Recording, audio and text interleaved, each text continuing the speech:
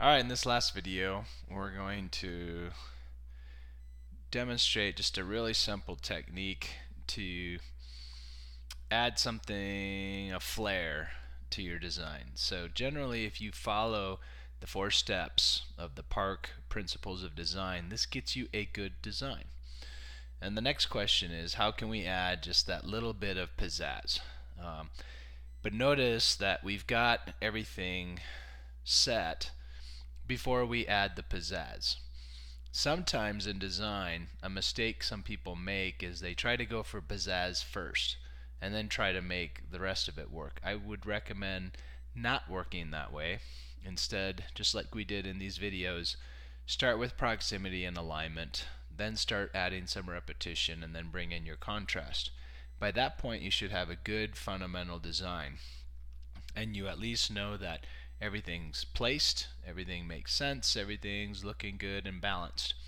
Uh, but now we want to add some pizzazz. This isn't bad. I mean, if you were walking by it, it's got some color contrast, which adds interest. We have large fonts. If you thought Park was a little weird, maybe we need to, maybe it helps to add these the periods to show that this is an acronym, and then people can then see PARC. Just some ideas. Um, the next thing we're going to do is just add some pizzazz, and this is where things don't have to be really all that difficult. And this is, for my design work, this is all I do is I get things looking good, and then I come in here and I'll switch this to the ellipse tool, and I will draw, if I hold the shift key, it'll draw a perfect circle like so. And I'm going to change this color to green. And we can make this a little bit bigger. We can even maybe give this a white stroke outline.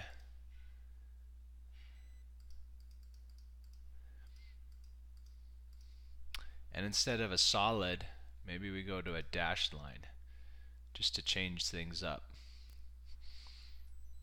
And then I'll add the words in all caps, unexpected. And just to really make this different, let's pick more of a stencil type font. I wonder if I've got something really quick and easy I can grab here. I think I ran out of fonts there. I thought there was one called Stencil, but apparently I don't have it on this computer. So we'll just pick Impact, which is kind of similar to this one, but it's a little bit different. We'll make it really big, and then if you get close to this corner, you'll see these double arrows. That lets you rotate it just a little bit. And I'll take and put that like so. And I might even, since it's the only thing black, I might even change the fill color of that font to the same brick red that I had before.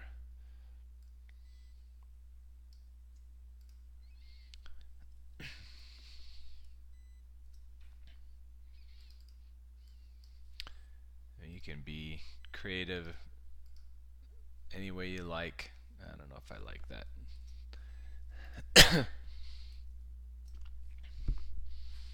It's not too bad. It worked. There's maybe a better, I could probably play around with this quite a bit, a little bit more to get things even more the way I want it. Maybe if I didn't like, it doesn't have enough contrast, even that's a little hard to read. The blue, we'll stick with the red. And what I've done here is I've brought in something unexpected to add some pizzazz to the design. And you could have really made this even bigger. something that maybe I change this to black, and then I make a copy of it,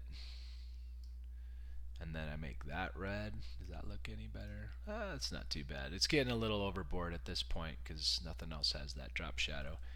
But I think you get the idea that you can come in and bring in something unexpected to just add to that design. And I also kilted it, just something to add that little flair of something people didn't expect. It's almost like a song. If a song just has a pattern that repeats itself, it can be a good pattern, it can be good song principles. But if that's all there is to the song, you might be, okay, that was a good song, but that was about it. So, what do the artists add to make it special? Add that pizzazz, something that you weren't expected. Kind of like a movie. If you watch a movie and it's completely predictable, you kind of walk out of going, okay, it was done well, film was fine, story was predictable. I was maybe expecting something unexpected. So you can very easily just add some kind of element to create that unexpected presentation to your design, and that's sometimes all that is needed to give it that pizzazz, that artistic flair that you're looking for. And so there you go. That's the completed principles of design using the PARC acronym with proximity, alignment, repetition, and contrast. And throughout this course, you will be using this not only in your design, but definitely in your peer critiques. You'll be speaking in these terms so that you get practice at one, you have to be able to see it, and then how do you communicate it in a way that is positive and constructive and will make things better in your design. And as you develop that and you can see it in other people's design, bit by bit, you'll be infused with a lot of design principles that other people use, and you'll find ways to work it in to your own designs over time. So nobody starts as a magnificent designer. Everyone usually has to observe what other people do, and you feed off that and you grow, but eventually you get your own look and feel. What I've created here today, you could have any other instructor and they would have something completely different, yet it also works. So sometimes it's not even a matter of, okay, was that a good design or not? It's a lot of it comes down to the personality that you create. And we notice that in contrast, we can add personality, and this is where you can have your own flair to it. Um, so that covers up the principles of design. I hope that made sense and you enjoyed this little project.